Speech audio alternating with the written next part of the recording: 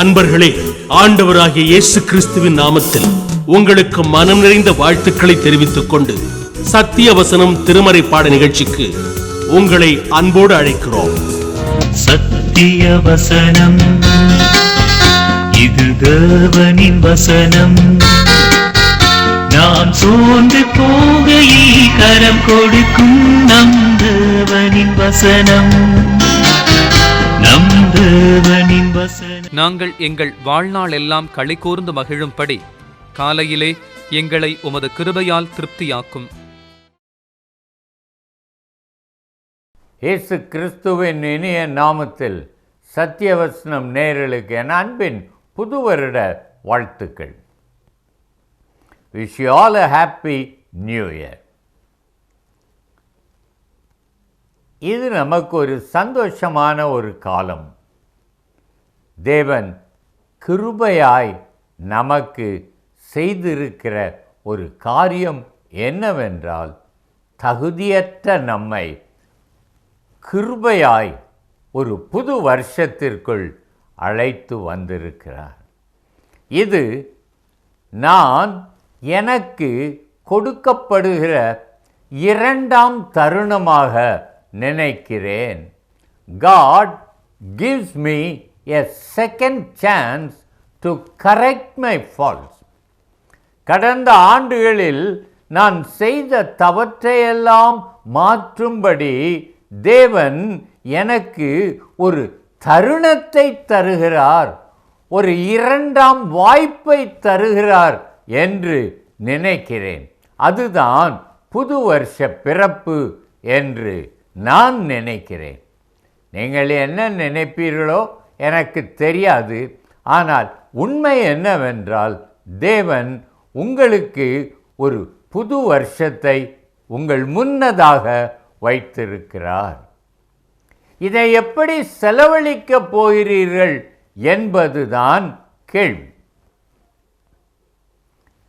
இதை எப்படி ஆரம்பிக்கப் போகிறோம் என்பது நாம் நினைக்க வேண்டிய ஒன்று. எல்லாருக்கும் ஒரு ஆசை உண்டு. நாம் புது வருஷத்தை கோயிலில் இருந்து நான் தேவனுடைய ஆசீர்வாதத்தோடு ஆரம்பிக்கணும்னு எல்லாருக்கும் ஒரு ஆசை உண்டு. எல்லாரும் கோயிலுக்கு வந்துடுவோம். கோயில் முடிஞ்சு வீட்டுக்கு வந்ததுக்கப்புறம் நாம் என்ன செய்கிறோம், அதுதான் முக்கியம். ஆங்கிலத்திலே ஒரு பழமொழி ஒன்று உண்டு. A thing well begun is half done. ஒரு வருடத்திற்கு சரியான துவக்கம் கிடைக்கும் என்றால் அது பாதி முடிந்ததற்கு சமம்.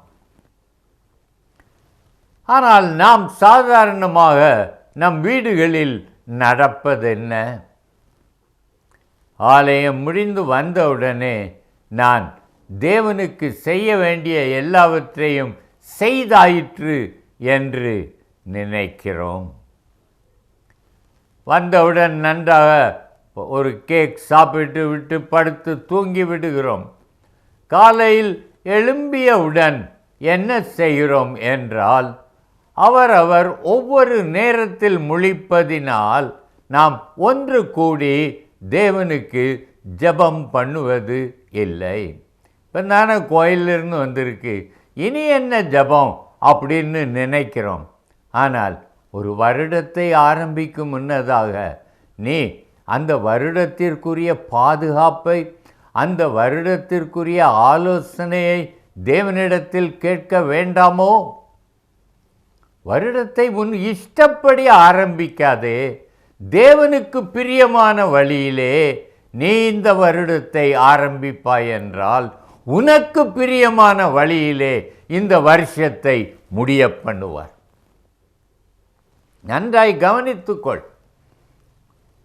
தேவனுக்கு பிரியமான வழியில் நீ இந்த வருடத்தை ஆரம்பிப்பாயானால், உனக்கு பிரியமான வழியில் தேவன் இந்த வருடத்தை முடிய பண்ணுவார். சகோதரனே, இதைவிட உனக்கு என்ன வேண்டும்? நீ எத்தனையோ தீர்மானங்கள் போட்டிருக்கலாம். இந்த வருடத்தில் நான் இதை செய்யணும் அதை செய்யணும்னு. படிக்கிறவர்கள் இந்த வருடத்தில் நான் இதை முடிக்க வேண்டும், அடுத்து நான் ஒரு ப்ரொஃபஷனல் கோர்ஸ் போக வேண்டும், நான் இதை செய்ய வேண்டும் என்று பலவாறாக நாம் நினைக்கிறோம். சிலர் என்ஜினியர் ஆகணும்னு யோசிப்பாங்க, சிலர் நான் ஒரு மெடிக்கல் ப்ராக்டிஷனராக மாறணும்னு யோசிப்பாங்க, சிலர் ஆர்கிடெக்டாக வரணும் அப்படின்னு நினைப்பாங்க, சிலர் நான் ஒரு பெரிய கிரிக்கெட் பிளேயராக வந்து இன்டர்நேஷ்னல் லெவலில் எனக்கு ஒரு பேர் வேணும்னு நினைக்கலாம். இப்படி பல தரப்பட்ட நினைவுகள் நமக்குள் இருக்கலாம். இவை அனைத்தையும் உங்கள் பலத்தால் சாதிக்க முடியுமா? அதுதான் கேள்வி. எனக்கு எதையும் செய்ய வேண்டும் என்றால் ஒரு பரலோகத்தின் பலன் எனக்கு வேண்டும். சீஷர்கள் அவ்வளவு பேரும் இயேசுவோடு இருந்தார்கள். அவர் மரித்து உயிர் தெழுந்த பின்னதாக, அவர்களை விட்டு எடுபடும் முன்னதாக அவர்களுக்கு ஒன்று சொன்னார். உலகமெங்கும் போய் சர்வ சிருஷ்டிக்கும் சுவிசேஷத்தை பிரசங்கியுங்கள். ஆனால் இந்த காரியத்தை செய்வதற்கு அவர்களுக்கு ஒரு விசேஷித்த பலன் வேண்டி இருக்கிறது.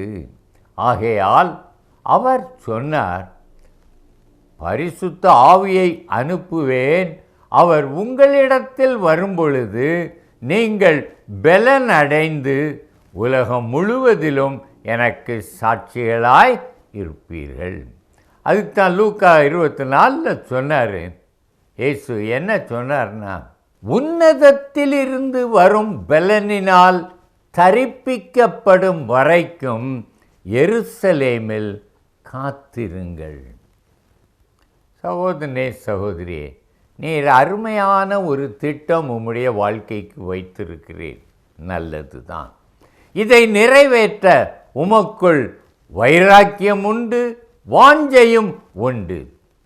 அந்த மாதிரி நேரத்திலே உமக்கு இன்னும் ஒன்று தேவை. அது தேவனுடைய பலன். தேவனுடைய பலத்தில்தான் நாம் இதை செய்ய முடியும். ஆகவே தேவன் உம்மை பலத்தினால் நிரப்பும்படி அவரிடத்தில் கேளும். உம்முடைய தீர்மானங்கள் எல்லாம் தெரியும். உம்முடைய தீர்மானங்கள் எல்லாவற்றையும் நிறைவேற்ற உமக்கு பலன் வேண்டும். அதே காரியத்தை தான் தேவனும் சீஷர்களுக்கு சொன்னார், உங்களுக்கும் சொல்லுகிறார். உன்னதத்தில் இருந்து வரும் பலனினால் தரிப்பிக்கப்படும் வரைக்கும் நீங்கள் எருசலேமில் காத்திருங்கள்.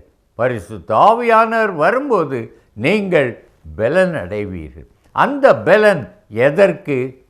நான் என் வாழ்க்கையில் எடுத்த தீர்மானங்களை நிறைவேற்ற, தேவனுக்கு பிரியமாய் நடக்க. இந்த வருடத்திலே நீங்கள் என்ன தீர்மானம் செய்தீர்களோ எனக்கு தெரியாது. ஆனால் நிச்சயமாக உலகப்பிரகாரமான ஒரு வாஞ்சை இருந்தாலும், ஒரு தீர்மானம் எடுத்திருந்தாலும், ஆவிக்குரிய ஒரு தீர்மானத்தையும் நீங்கள் எடுக்க முயன்றிருப்பீர்கள். சில காரியங்கள் முடியாததை என்ன செய்யக்கூடாது? உதாரணமாக, நான் பைபிளில் ஒவ்வொரு நாளும் ஒரு முழு புஸ்தகத்தையும் வாசிப்பேன்னு என்ன செய்யக்கூடாது? சொல்லக்கூடாது. ஒரு அதிகாரம் நான் கண்டிப்பாக வாசிப்பேன். வாசித்து எனக்கு தேவன் அந்த அதிகாரத்தில் சொன்னவைகளை குறித்து அந்த நாளில் அதன்படி நடப்பேன் என்று ஒரு தீர்மானம் எடுக்கலாம். இந்த இரண்டில் எதை நீங்கள் நிறைவேற்ற முடியும்? ஒரு நாளில் சங்கீதம் முழுசையும் வாசிக்க முடியுமா? ஏசாயாவை வாசிக்க முடியுமா? அல்லது ஒரு அதிகாரம் வாசித்து அதை தியானிப்பேன்றதை செய்ய முடியுமா? எது முடியுமோ அதை நீங்கள் தீர்மானமாக எடுத்து அதை கடைப்பிடியுங்கள். தேவன் உங்களுக்கு துணை செய்வார். உன்னதத்தின் பலன் உங்களை தாங்கும். உங்களால் செய்து முடிக்க முடியும். எனக்காக யாவையும் செய்து முடிக்கிற கர்த்தர் தம்முடைய உன்னத பலனை உங்களுக்கு தருவார். சகோதரனே, வெளிப்படுத்தல் 22 அங்கே 11 ஒரு காரியம் சொல்லி இருக்கிறது. பரிசுத்தமாய் இருக்கிறவன் இன்னும் பரிசுத்தமாய் இருக்க கடவன். உங்கள் ஆவிக்குரிய வாழ்க்கையிலே திருப்தி அடைந்து விடாதீர்கள். போன வருடத்தை விட நான் இந்த வருஷம் இன்னும் பரிசுத்தமாய் ஜீவிப்பேன், இன்னும் என் எண்ணங்களை நான் சுத்தமாக்குவதற்கு தேவனிடத்தில் மன்றாடுவேன், என் இருதயத்தின் சிந்தனைகளை பரிசுத்தமாக்க நான் ஊக்கமாக ஜெபிப்பேன் என்று சொல்லுங்கள். இருதயத்தின் சிந்தனைகளை சுத்தம் பண்ணி அருளும் என்று நாம் ஆலயத்தில் ஜெபிக்கிறோம். அதே ஜெபத்தை ஒவ்வொரு நாளும் செய்து படுக்கைக்கு போகும் முன்னதாக நான் ஜெபிப்பேன். தேவனே, இன்றைக்கு நான் பாவத்தில் ஈடுபட முடியாதபடி என்னை பாதுகாத்தீர், உமக்கு நன்றி என்று சொல்லுங்கள். சின்ன சின்ன காரியங்கள் தேவனுக்காக செய்யும் பொழுது அவர் அதிக மகிழ்ச்சி அடைகிறார். சின்ன சின்ன காரியங்கள் செய்யும்போது தேவன் பெரிய காரியங்களை உங்களுக்காக செய்வார். இதைத்தான் வில்லியம் கேரி சொன்னார். attempt great things for God, expect great things from God. அவருக்காக சின்ன காரியங்களை செய்யுங்கள், அவரிடத்தில் இருந்து பெரியவைகளை எதிர்பாருங்கள். சகோதரனே, இந்த வருடத்தை ஆரம்பிக்க போகிற நீங்கள் இந்த வருடம் முழுவதும் உங்களுக்கு ஒரு சந்தோஷமும் சமாதானமும் இருக்கும். நீங்கள் குற்றம் செய்யாமல் பெற்றோருக்கு கீழ்ப்படிந்து பரிசுத்தமாய் நடப்பீர்கள் என்றால் உங்களுக்குள் ஒரு விசேஷித்த தைரியம் இருக்கும். எந்த நேரத்திலும் யாரிடத்திலும் நீங்கள் குற்ற உணர்வோடு நிற்க மாட்டீர்கள். நீங்கள் தைரியமாய் பேசுவீர்கள். அப்படிப்பட்ட ஒரு வாழ்க்கை வாழ்வதற்குத்தான் இயேசு உங்களுக்கு இந்த ஆண்டை 2018 உங்களுக்கு கொடுத்திருக்கிறார். சகோதரனே, இதை எப்படி பயன்படுத்த போகிறீர்கள்? நன்றாக திட்டமிடுங்கள். உங்கள் திட்டத்தை தேவனுடைய பாதத்தில் வைத்து, தகப்பனே, நான் என் ஆவிக்குரிய வாழ்க்கையில் இவ்வளவு செய்யணும்னு தீர்மானி. இரண்டாவதாக, சுவிசேஷ வேலையில் இன்னும் அதிகமாய் ஈடுபடுவேன் என்று நீங்கள் சொல்லுங்கள். என் நண்பர்களில் ஒருவனையாவது நான் ஆண்டவருக்குள் வழி நடத்துவேன் என்று தீர்மானியுங்கள். அவனுக்காக ஊக்கமாக ஜெபியுங்கள். அவனோடு பழகுங்கள், அவனோடு பேசுங்கள். அவனுக்கு தேவையான வேளை அந்தந்த நேரத்தில் ஆலோசனையாக சொல்லுங்கள். அவன் விளையாடினால் நீங்களும் அவனோடு விளையாடுங்கள். அப்படி அவனை உங்களோடு இருக்கும்படி வைத்து அவனுக்கு தேவனை சொல்லுங்கள். அவன் உங்கள் செய்கைகள் ஒவ்வொன்றையும் பார்த்து ஒவ்வொன்றிலும் நீங்கள் வித்தியாசமாய் இருக்கிறீர்கள், நீங்கள் தேவனுடைய பிள்ளையாய் இருக்கிறீர்கள் என்பதை கண்டு அவனுக்குள் ஒரு ஆசை வரும். நானும் இப்படியே இருக்க வேண்டும் என்கிற ஒரு ஆசை அவனுக்குள்ளும் வரும். அவன் உங்களிடத்தில் ஒரு நாளிலே கேட்பான், எனக்கு இந்த ஆண்டவரை பற்றி சொல் என்று கேட்பான். வான்யா என்றொரு வாலிபன். அவன் ரஷ்ய இராணுவத்தில் இருந்தான். ஆனால் அவன் உண்மையான கிறிஸ்தவன், நல்ல விசுவாசி.